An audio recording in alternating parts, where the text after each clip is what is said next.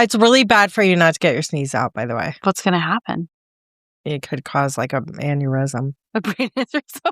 Oh, Yeah. gosh, I already have so many other issues. I don't think that's true. Right here on Boozy Bookgasms MD. I'm basically a doctor at this point, paging Dr. Jen. Buckle up, literature fans. We're in for some boozy bookgasms today. Join three cousins creating a titillating headspace where steamy romance novels collide with strong cocktails. So, sit back, sip slow, and enjoy the ride. Welcome back, you boozy babes. This is Boozy Bookgasms. I'm Lynn. I'm Jen. And I'm Kim. And tonight we're talking about The Scattered Bones by Nicole Scarano, a dark fantasy romance about grief and devotion, gods who punish and protect, and a love story that flat out refuses to die. It asks a very important question. What would you do for love, and how many gods would you be willing to piss off in the process?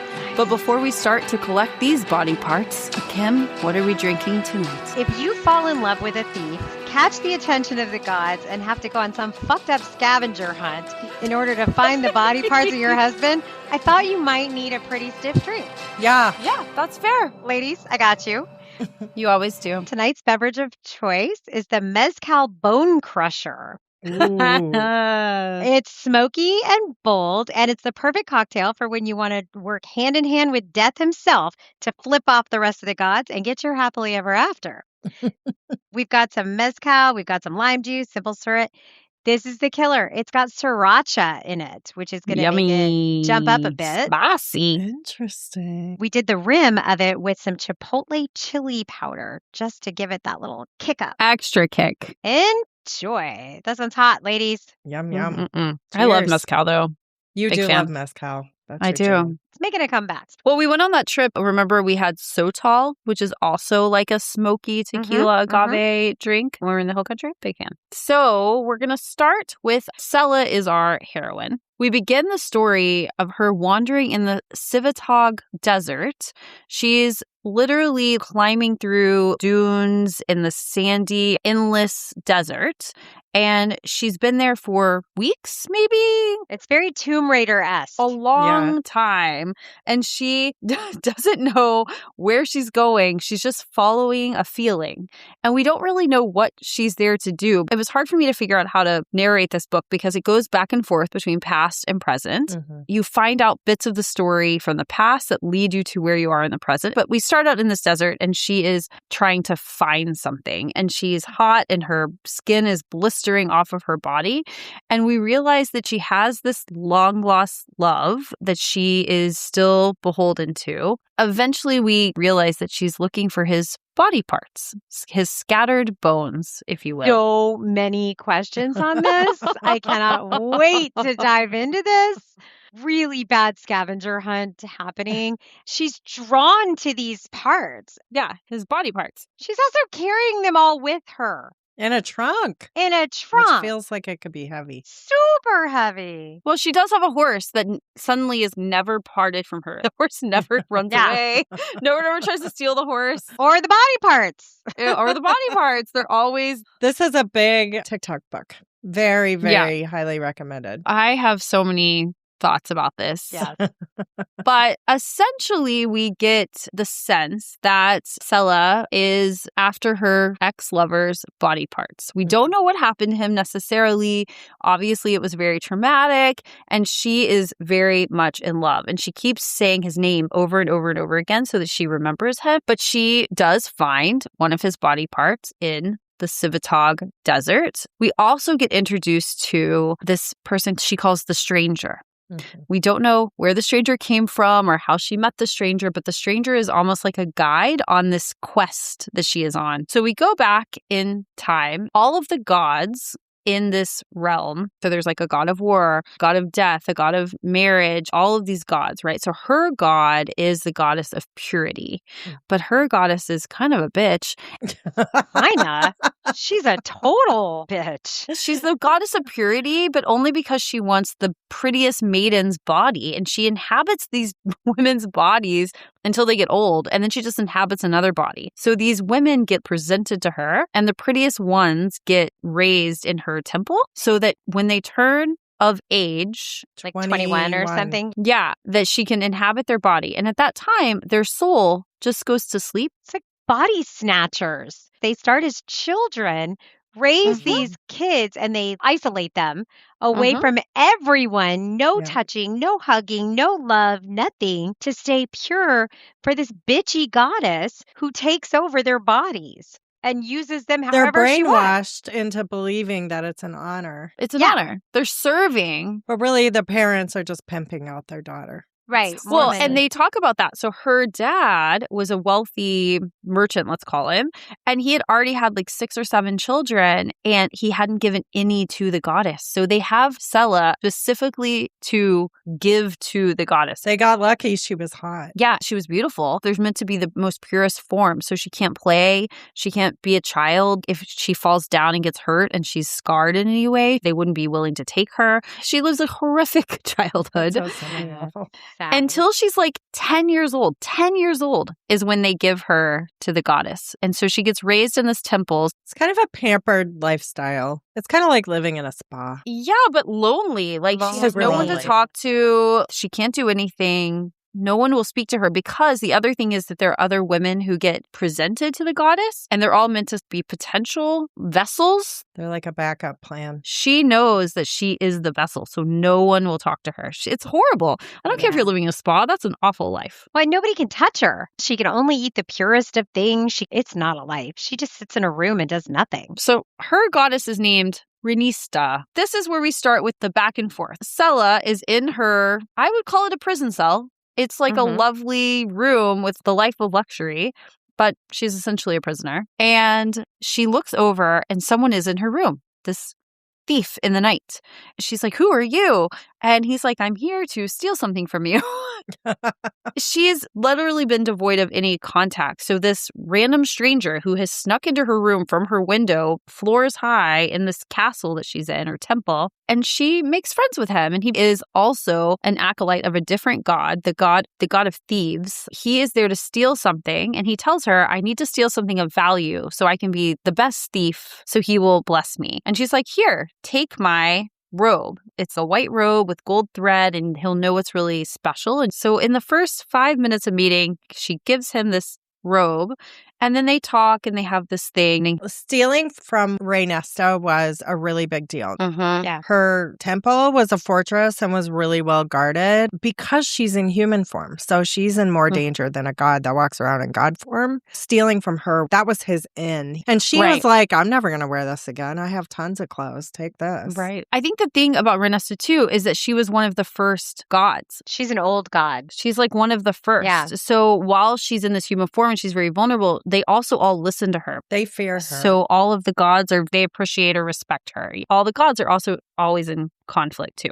The god of thievery was really excited to have this. So we learn Cade is his name. This is the love interest who steals her robe. He ends up presenting this to the god of thieves and becomes one of his knighted thieves. Yeah, he gets promoted. He gets like inducted into the thievery, and he comes back through the window, and he's a thief. So he is cloaked by the night, and he wears these ashes on his face so that he can hide in the shadows. He and Sela end up in this friendship, but she cannot be touched. Because if she's touched, then she's not pure. But he obviously is attracted to her, and she's attracted to him. But he has a scar through his lips, and she like yearns to touch it, but she can't touch him. So there's this very interesting kind of like push-pull. But he also is like really sad. He's horrified that she will lose her life to a goddess. And he starts to unravel this fiction that they've told her, that this is like an honor that she was given when she was 10. And he says, "Did you have a choice?" And she's like, "Of course I did." But then she starts to think, no, maybe I didn't have a choice. For the first time in her life, she's questioning her destiny. And what she's been told her whole life is her path. And then she's seeing another option. She's never even had a friend. And now this hot guy keeps sneaking in her window. And Everything she has is perfect. She's perfect. And he is imperfect, which makes him perfect for her. For her. And he talks to her. He sits down and he actually holds a conversation with her. This is a whole new world. She says, you see me for me and not my beauty or the fact that I'm given to this goddess. You actually want to be here just to hang out with me. And that was really intoxicating for her. And so he teaches her how to climb up the temple so that she can see the roof and like see the stars and have a little bit of freedom. And so you'll find throughout the book that all of these things that he teaches her along their year together is all helping her on her quest to find his body parts, which is very weird. So weird. But he teaches her to climb up the temple walls to the roof. He teaches her to pick locks. He teaches her to sneak through the temple. All of these things as they're getting closer and closer. But there's obviously an attraction between them, but he won't cross that line because he's trying to respect her choice to be pure for the goddess as she's starting to say, wait a minute, that's maybe not what I want. That's part of the book, and it's interspersed with her quest to find his body. The next trial that she has is that she has to find his next body part in a frozen tundra where there are white tigers hunting. And you'll find that every single trial where she has to find a body part of his is in the most awful situation. She gets to this village with her horse and her chest full of body parts.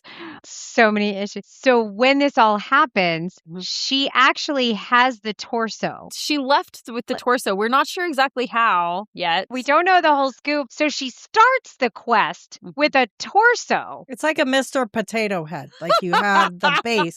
Yeah.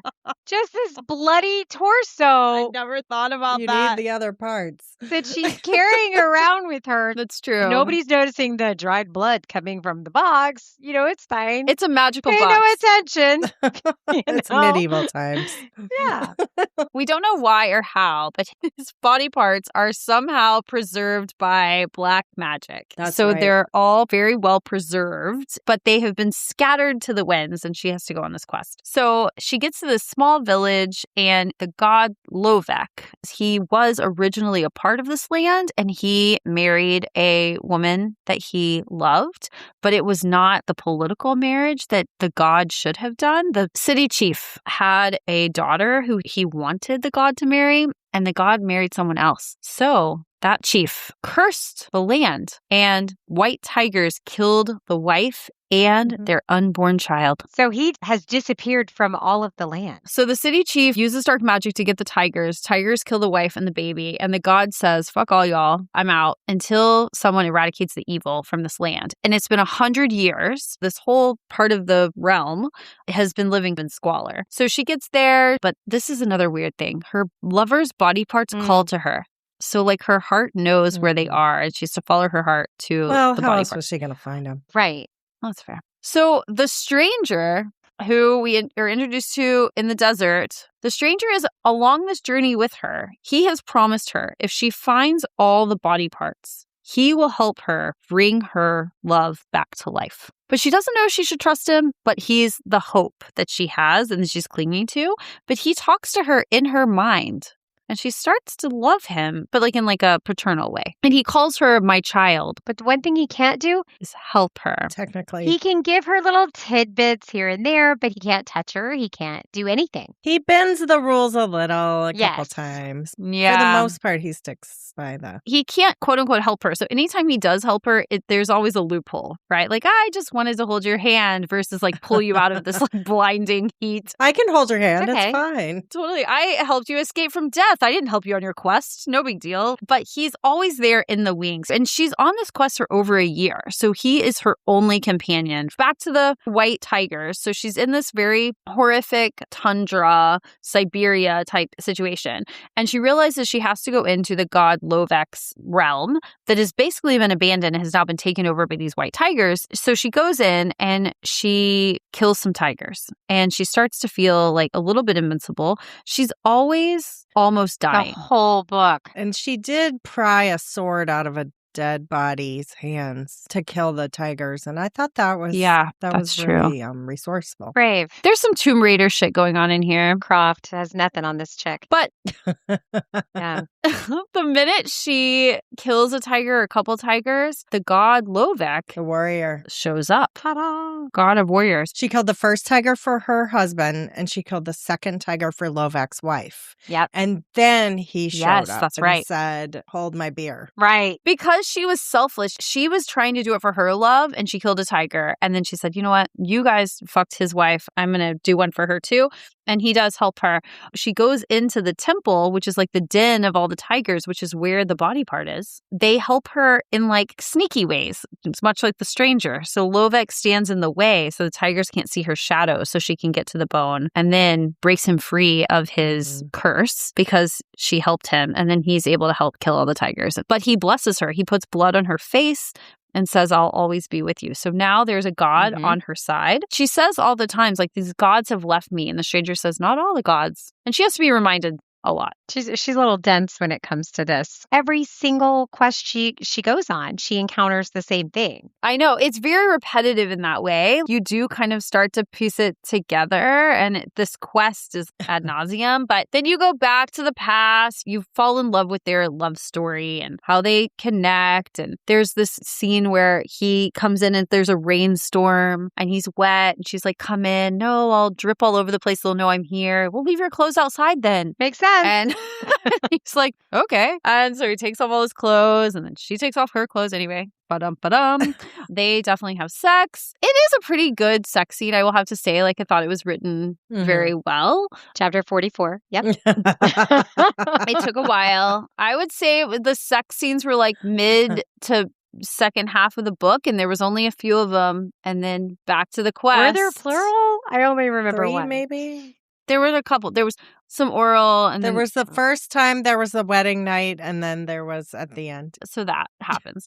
Then she has to go to a new quest at a lake. And the stranger says, I hope you can swim. And she's like, why? And he just pushes her into like an ocean. And she sputters and finally makes it. She's like, you tried to kill me. And he's like, but you didn't die. Thank God, because you're going to have to swim for this next quest. It's not a lake or an ocean. It's a sea and a lake. Yeah, it's like this weird valley where the ocean and the lake come together.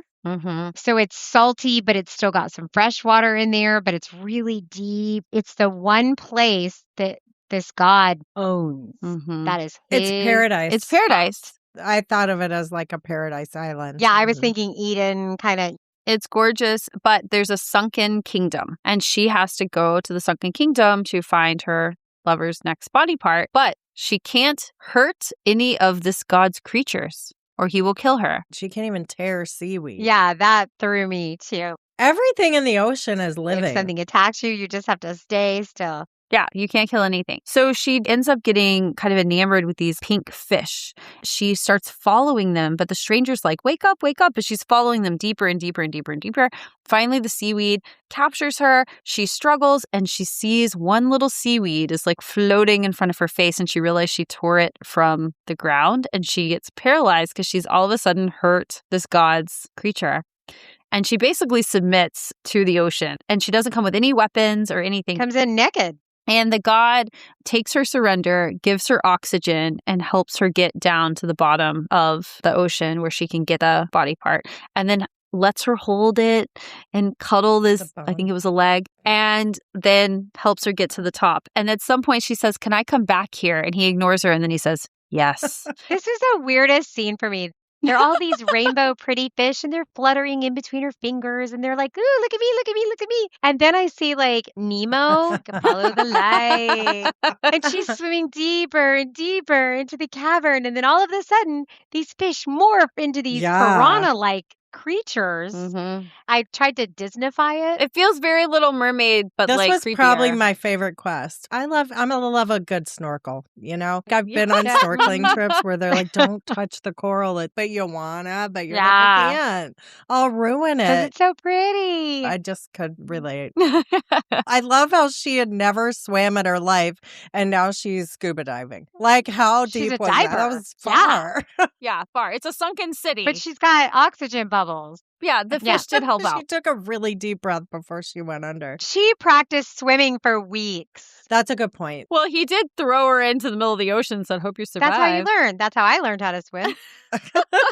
You guys didn't get thrown in the water and said, paddle. I mean, guess I just learned as a it's- child. yeah. Anyway, poor I don't thing. know. So I get she it. finally makes it to the beach and has some recovery time. So the next quest is she has to climb a never-ending mountain. No such thing.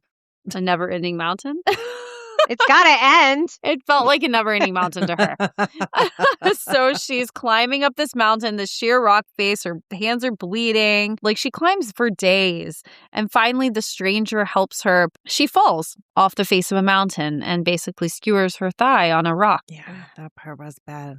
I will say there were some tender moments with her and the stranger because she kept saying things like, do you promise you won't leave me? And he would I'll say, never leave you, my child. yeah, I'll never leave you. And so it was really sweet. I felt like it was kind of like Tom Hanks in that volleyball in that one movie.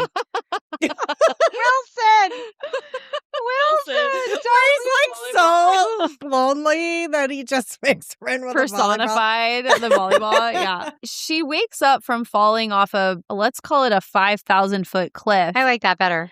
Wowza. He is stitching her leg back together. And she says, I thought you couldn't help me. And he says, well, I'm not helping you on your quest. I'm just helping you not to die, which apparently is Super helpful. So he does save her. That feels fair. And she's like, but where are we? And he's like, on the top of the cliff. He not only saved her, but then deposited her on the top of the mountain. He gave her an express ride. Made her a fire and gave her some food. And so killed a couple animals in the area. She suffered. I mean, I think she earned the express ride. well, I'm just saying, he's like, I can't help you except for in these very specific And circumstances. I felt like the climb up was forever and then the climb down. It's over in 2 paragraphs. And I got down. But she's like, it was even worse than going up. And you're like, thank you for not putting us through that. Let me go get my horse and my box. Which no one has stolen. And is still on the bottom of the She's cliff. been gone 6 weeks going up a cliff, but the horse is still there. It's looking good. That's a trusty steed. Fine. She He does doesn't have to find eat. the next body part on the top of the fucking mountain and climbs down with it and puts We're it up in a to box. 3 now, right? We've got the torso. 3, 4. We've got the torso. yeah, We've got a couple legs, an arm, I think. a calf anyway, or we'll- something. We I might don't be know. I couldn't. breezing past some questing, but Yeah, that's fine. so we're going back in time and there's more of their relationship and more of building of their romance. He's finally kind of convincing her that this isn't what she wanted. She was conscripted into this life. I don't know that he convinced her, but she realized through his love that she wanted more from life. He's like, are you sure this is what you want? But he asked her over and over. And I think he was right to challenge her. Yeah. I Mhm. think without his prodding, she wouldn't have necessarily come to that conclusion. You're right. He finally says, I can't do this anymore. I'm in love with you. I can't watch you fade away while some selfish Goddess. uses your body until she's done with it.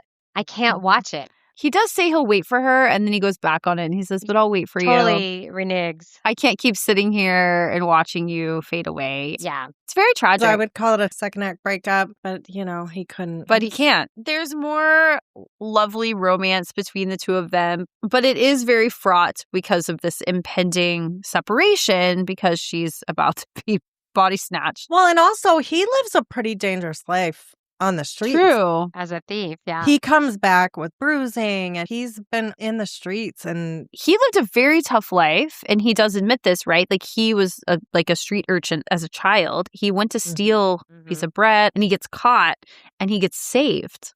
And he doesn't know by who. they try to cut his lips off, And which is why the and- scars. But someone saves him. He doesn't realize who until he goes to be a acolyte to the god of thieves and realize the god of thieves actually is the one that saved him. So he is very much committed to Very the devoted. god of thieves. Every time he leaves, the security changes. Where she Mhm. lives, It gets tighter and it's tighter. getting tighter and tighter as she's eking closer and closer to this big day, The harvest. the body snatching day. She starts to wonder, he's gone longer and he's gone longer. And then he shows up randomly and she's like, oh, I thought you weren't coming back. And he said, no, it just I took me that tried. long to figure out how to get to you, but I'm still coming for you. I will always come for you. It's very romantic in that way. Aw.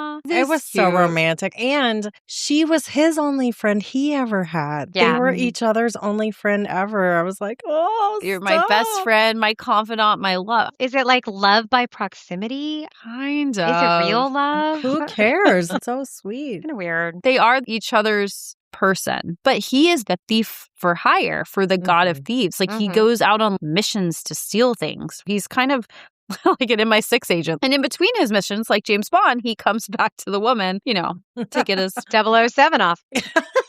I got it. So we go back to the next quest. There's a situation where his bones are in this layer of this monster. She's crawling through some sort of like Everglade type situation. There's snakes crawling around her out. ankles. I'll do an ocean any day, but hell no.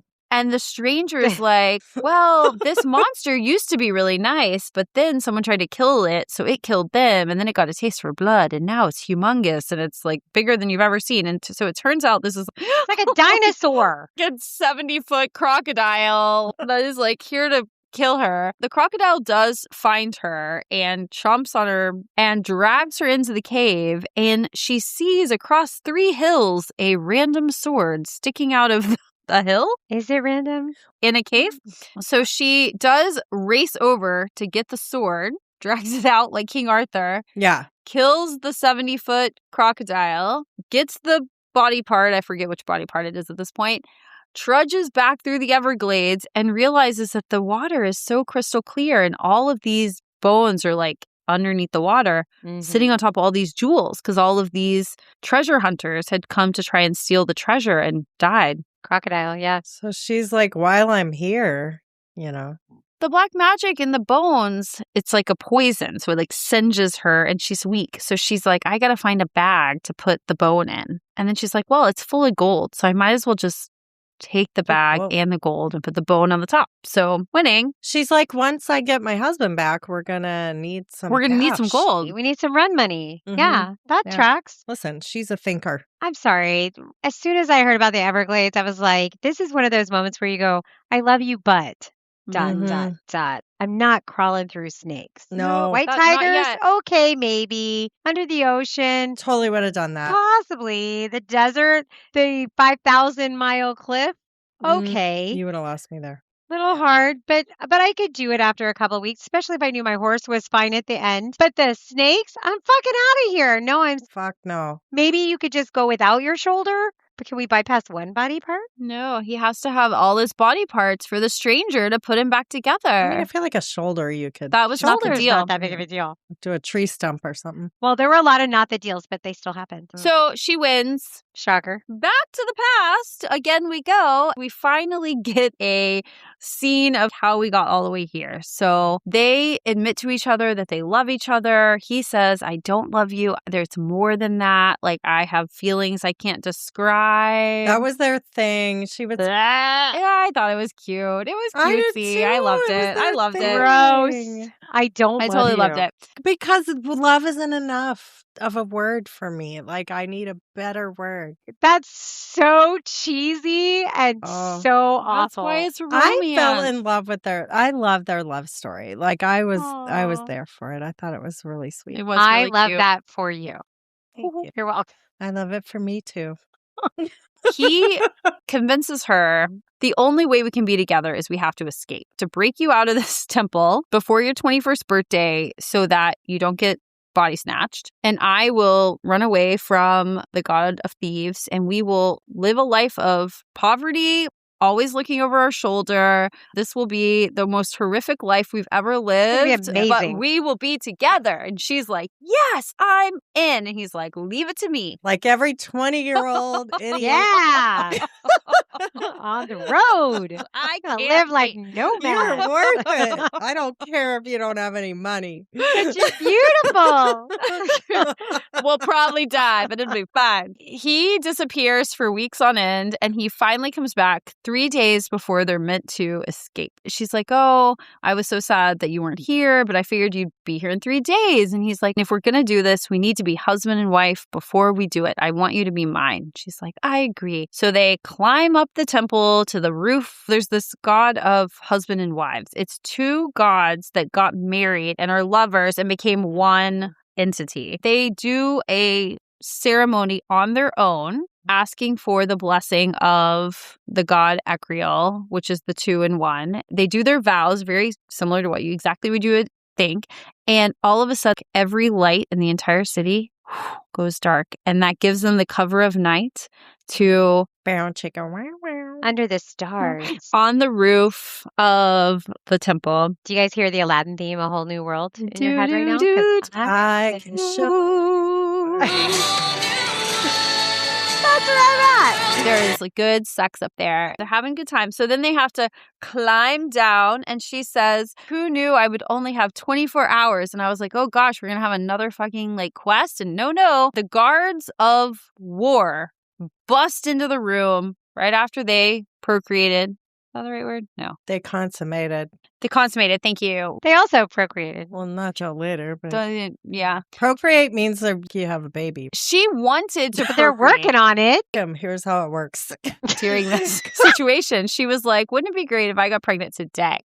Sadly, she didn't. Anyway, God of War guards bust in. She's never been touched by another human except for him. And now you've got guards groping her. He's freaking out. He's apparently very big and very muscular and Yeah, he is. causing all sorts of chaos. They drag them to the inner sanctum of the goddess of purity, her goddess, Renesse? Bitchy. The bitchy goddess is there, but the god of war is also there in the inner sanctum, a male. He's also a bitchy. This is unheard of. They basically do a clandestine execution because the vessel has been tainted. So they want to kill Tainter.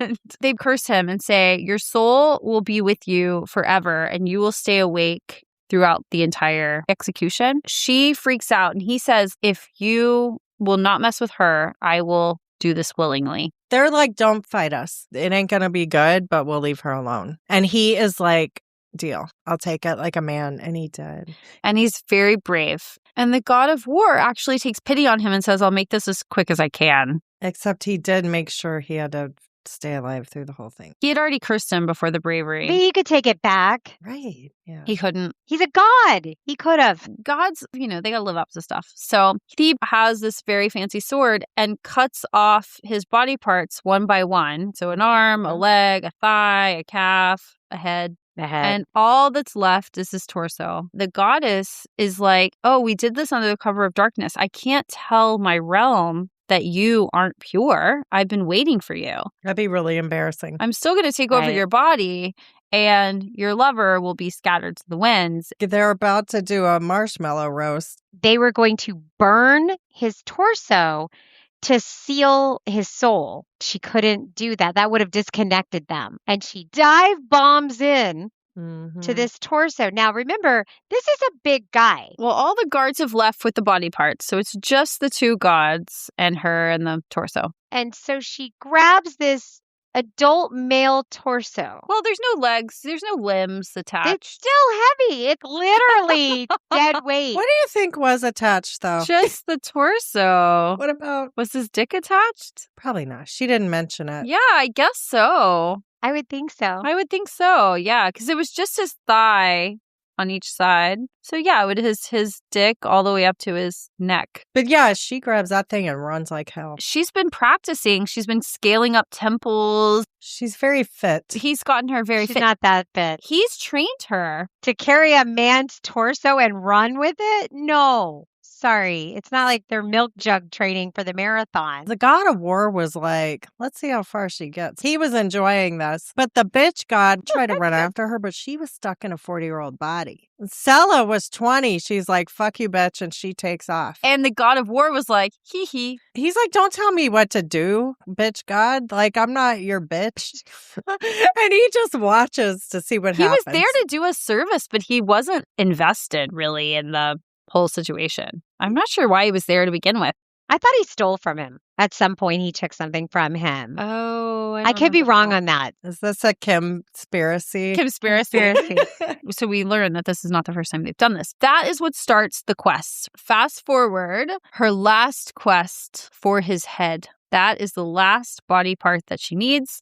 The stranger leads her to the last place, and it is the god of war's temple. And he has built this temple basically just to house the head of Cain, her lover. And there's tons of guards around. It's basically impenetrable. She has a bit of a crisis of faith in her stranger that says, you've been leading me down this path. Did you just do it to torment me? And why am I here? There's no way I'll win this. And I think she kind of hurt his feelings. Right? I've been helping you the whole time. He's like, I would never. He does tell her, you don't have to confront him. Your lover was a thief. Play into that. And she's like, oh. Too bad you can't help me. Yeah. Right. But if you mention it in passing, it's probably not meant for me. Just having a conversation. Out loud. So she says, start me a fire so she can get some ash to put on her face so she can pretend to be an acolyte of the god of thieves. But at the beginning, she's like, I don't pray to gods anymore. However. And throughout, she's been slowly kind of like racking up gods who are supportive of her. And now, everything is like, okay, I'll pray to the god of the hunt, or okay, I'll pray to the god of the sea. And now she's going to pray to the god of thieves to help her. Because he didn't appreciate the god of war and the bitch god getting together and killing his best thief. He was pissed off about it. As he should have been. The stranger was like, he may be on your side so he knew something. He may help you a little bit without helping you. Yeah, because it was all under the cover of darkness. They should have told the god of thieves that they had his guy. Like, they should have had a trial. They didn't do anything. I know. She circles the temple, finds an open window. Her heart is calling her to the next bone. She ends up in the inner sanctum of the god of war's temple. There's a mural with a picture of someone being beheaded, and she realizes his head is hidden behind this picture. So she finds some ceremonial weapons. It's nice that they're so conveniently located. Starts to bang into the wall and says, fuck it, I don't care if anybody hears me. I'm going to get this head. As soon as she gets the head, she hears whoop, knives, like swords. But she also gets really smart and says, I had never seen a god other than my god. Maybe they've never seen a god other than their god. So she pretends to be the god of thieves. And they kind of buy it. I like the balls on this girl. That was quick thinking. At some point, you got to just man up. After a year of this quest, she's got some balls. And it's her the last body part. Yeah, she's so close. She puts the head in a backpack. She basically gets all the way out of the temple. It's like she has a fucking travel locker down the street that she just goes and checks in the body parts. I'll be right back. With her horse, her steed, and her trunk of body parts. I don't even know where that is. She's got the head in a backpack, okay? And she gets all the way out to the front of the temple, and Jadoosh, the god of war, is there. He's pissed. He's somewhat interested, though. He's sort of like, damn it, I wish I would have known how cool you were. All the gods think she is special. Yeah. Including him. But he's also an asshole. But he's like, but fuck, you've now destroyed my temple and you got the head and you kind of upended me. And so I've got to do something about this. So they tussle. She runs towards the forest. The stranger, who's not allowed to help her, opens a portal to another region. There's some sort of shadow that comes out of a forest that somehow saves her. And she ends up a week later, finally awake from all of her wounds. She looks over and Cain, the lover, is there ready to be reconformed. The stranger is stitching his body parts together. Now, there is a little bit of an issue here, but he did say he might not come out like you remember him. His soul has been separated for over a year, and the alligator demon bit one of his body parts. And she's like, I don't care. It'll be fine. So he stitches them all back together. He's like, right answer. I mean, like, what's the wrong answer? Oh, shit. You could have told me that before I started. Like, will he be a psychopath? Will he be nonverbal? Like, are we talking zombie-esque? Am I going to have to wheel him around on something? I only have one horse. This is true love, people. What am I going to do? So he is sewed back together. He reanimates.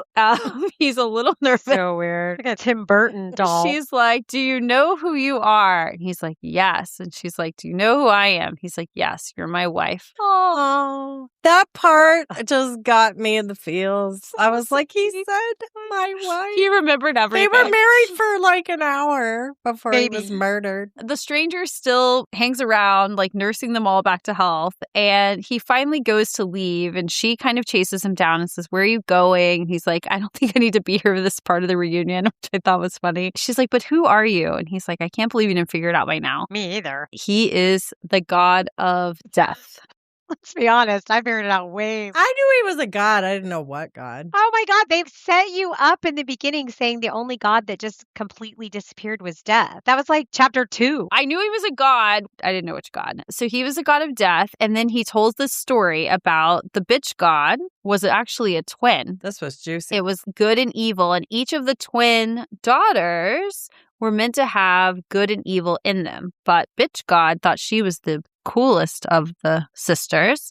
But the death god fell in love with the sister. Jealousy. Story as old as time. So bitch Not god kills the sister and thinks, oh, if I just kill my sister, the death god will love me. And he's like, no, I loved your sister. I'm never going to love you. And so she banished him. And that's why he disappeared. This is like every episode of Snapped, basically. Yeah.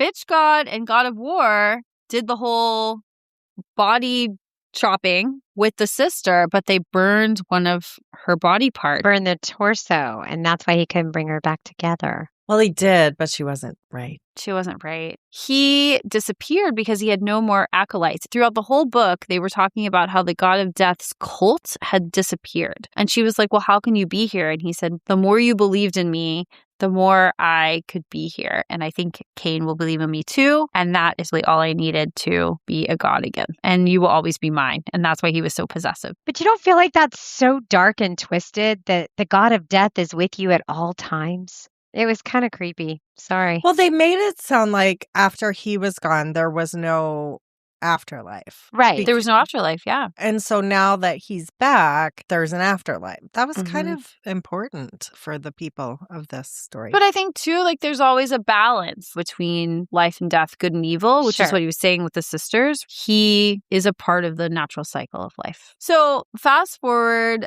I guess is reanimated. She takes him back to Vesey, which is the lake with the sunken city with the pink fish. the paradise. After a month or so, they finally make love again. And then they don't call it an epilogue. It is. It's an epilogue. So they buy a piece of land with all their gold from her winnings at the crocodile swamp. That came in handy. They buy a farm and they have 2 daughters and they live this beautiful, happy life. The end. God bless. And that is The Scattered Bones. It was not at all what I expected. I raw dogged it. And I don't know. I have mixed emotions. It was a left turn from what we normally do. 100%. It was kind of fun. It was a roundabout. Let's go with stars. And I'm going to pick on Kim. I knew I was going to go first Why do you always pick her? because I always have the facials. She's like, this was the worst. It wasn't the worst. First, I would like to know who picked this book. It was a very highly recommended tick. It's a book talk. Okay. So, hey, Book Talk, how's it going? Hi. Yeah. Kim is not impressed. Kim's like, book talk what? F you, Book Talk. Second, who read it? Who audibled it? I audibled. I audibled it, actually. Okay. I started reading it, but I ran out of time. I could not read it. I 2.0 this shit. When I tried to read it, I could not pay attention. So I also audible. I give it a 3. I actually didn't mind this story. This story was cute. It was not our typical story. No. And I think going in, I kept Yeah. expecting it to have something more. And instead, I was on like a choose your own adventure, Laura Croft, Tomb Raider, Raiders of the Lost Ark. And a lot of this I actually listened to in traffic. I do not need a quest. I am on a quest. So I really struggled with the fact that she needed a vacation locker in every quest beginning because she has torsos and heads. It was like Jason Bourne. She like rolls up to the cliff, pops open an Amazon locker. She's got a key on a little stretchy wristband thing. It's what it feels like. Solid 3. Jenny. I gave this book 4 stars. Oh my God. Oh, I did. I will say it did get repetitive with the quests, but I thought it was really well written. I really loved the love story part of it. I loved how they got back together and By sewing up the corpse? that's so What romantic. is it? The Nightmare Before Christmas? Their love story was just so sweet. And then the fact that they Sure. got back together in the end was just the best. Oh, I mean, Listen, Book Talk, I hear you. I liked it. I'm shocked that you like this book. I really I am too. You were shocked. I read the first 2 pages and was like, this is not going to be for me. And then once I got on Audible, I plowed through it. It was great. It was a fast listen for sure. Yeah. I'm actually a 3. That's low for you. Pretty low for me. I felt like that was really high. Yeah, I almost went down. That's what she said. Funny Ba-dum. in bed. There were some redeeming qualities in the book that didn't make it less than a 3. Like the writing was really good. I thought it was very descriptive. I did like the love story, but I did think it was really repetitive. I don't know. All the body parts was just kind of weird. The sewing him up was weird. So romantic. Why couldn't the god of death just, like throw some dust? I mean, like, did Right, it have to be like- sewed? Boom. It wasn't for me. So spice. I didn't give it a high rating. I didn't feel like it was super spicy. You're going to have to give it We're on something. the edge of our seats.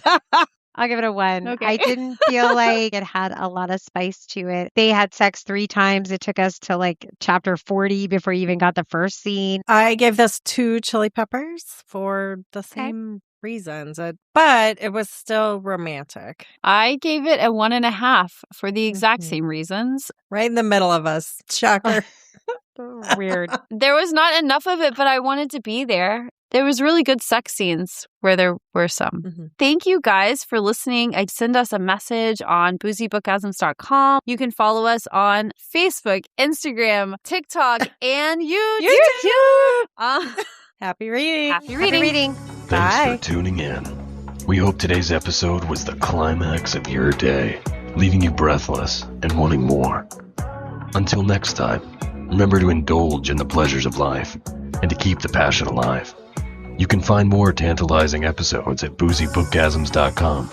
Enjoy the ride, and we'll see you soon.